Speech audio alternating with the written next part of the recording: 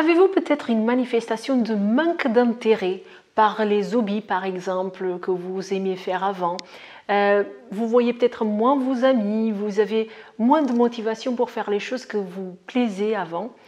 Et peut-être que ceci est accompagné aussi d'un manque de créativité, d'un manque d'envie de mener des projets, de faire des nouvelles choses, alors qu'avant vous étiez plus créatif.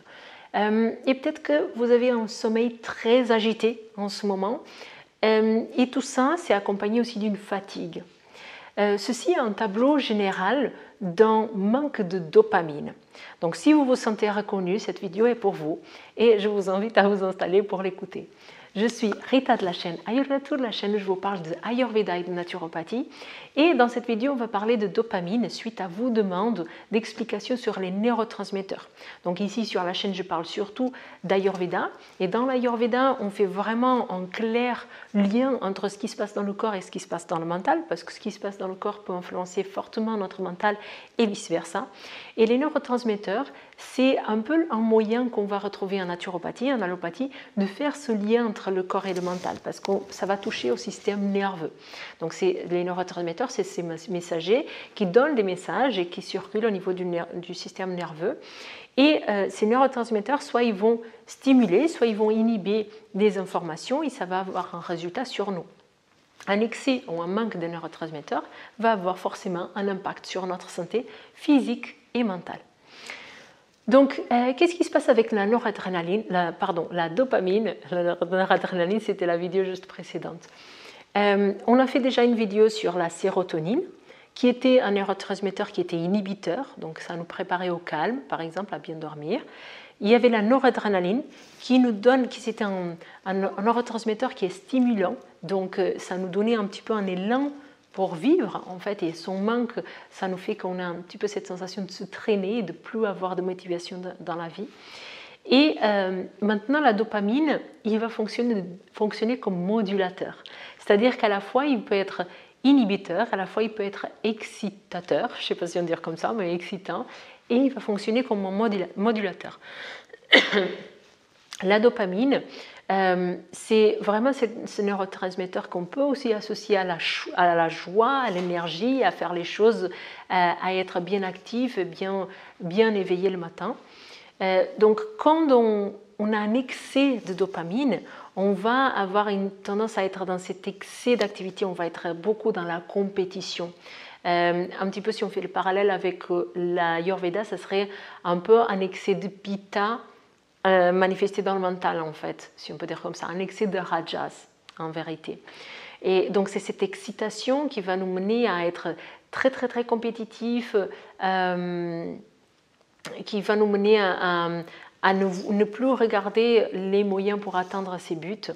Et ça peut amener les personnes à être beaucoup dans des comportements des addictions, notamment dans des drogues, ça peut être donc l'alcool, le tabac, mais le café par exemple, donc des choses qui vont être dans l'excitation pour augmenter encore plus cette dopamine, mais ça peut être aussi dans les drogues, comme par exemple la cocaïne, qui est vraiment un dopaminergique, je pense que c'est comme ça qu'on dit, donc c'est vraiment quelque chose qui va donner une chute de dopamine, et du coup les gens ils ont cette impression d'être waouh, qu'est-ce que c'est ça? Et en fait ça c'est une chute de dopamine, mais qui est excessive et que du coup déséquilibre le corps.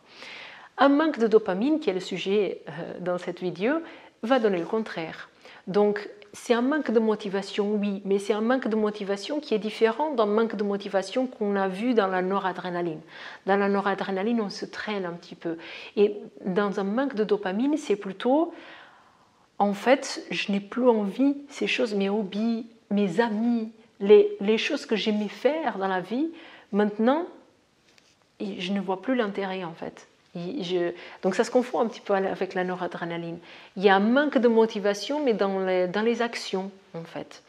Et en termes de mental, on va beaucoup voir ce manque de concentration et cette difficulté à faire des choses qui sont créatives. Alors que peut-être des fois on avait cet élan et on était plutôt créatif. Quand on a un manque de dopamine, il n'y a plus cet élan, il n'y a plus cette envie de faire. Donc il y a une fatigue qui s'installe, qui est forcément physique et mentale.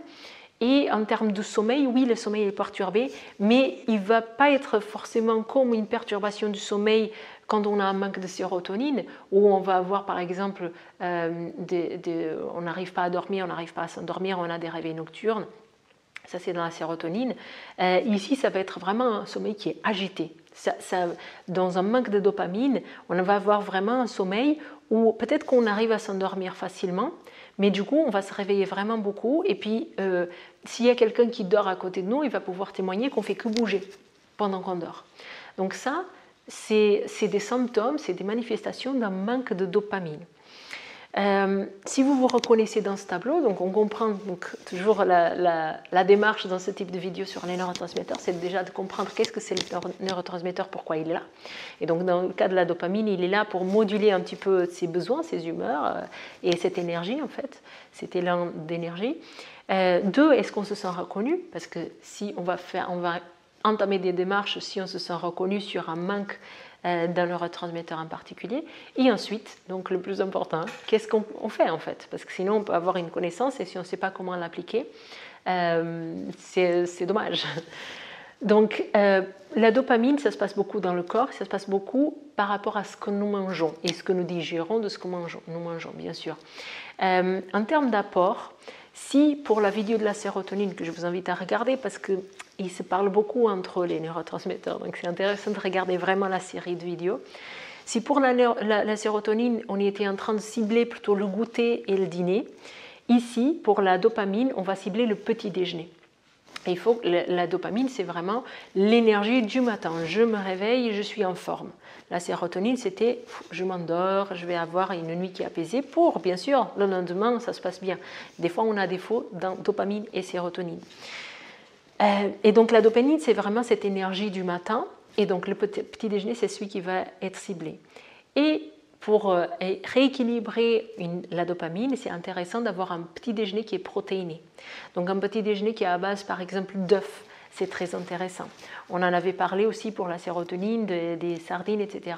Donc si c'est quelque chose que vous semblez manquer aussi de sérotonine et que vous voulez manger protéiné le matin aussi pour la dopamine, ça peut être intéressant de mettre vos sardines au petit déjeuner. Comme ça, vous êtes en train d'équilibrer les deux neurotransmetteurs en même temps. Après, pour la dopamine, les oléagineux, l'avocat, donc tout ce qui est gras, ça va être intéressant aussi. Et la dopamine, on va retrouver aussi dans les excitants. Donc le chocolat noir, le café, le thé, tout ça, c'est des choses qui vont vous procurer ce bien-être, ce boost à ce moment-là. Maintenant, j'en ai plein d'autres vidéos où je parle notamment du café, mais tous les excitants confondus, ça peut être le thé aussi et le cacao y compris, ce sont des excitants, donc attention, parce que si on est dans une démarche où on a une fatigue qui commence à s'accumuler parce qu'on a trop stimulé les surrénales, peut-être de prendre le café, ce n'est pas la meilleure chose. Néanmoins, vous allez voir quand vous trouvez des listes d'aliments qui vont être intéressants pour la dopamine, le café, il en fait partie.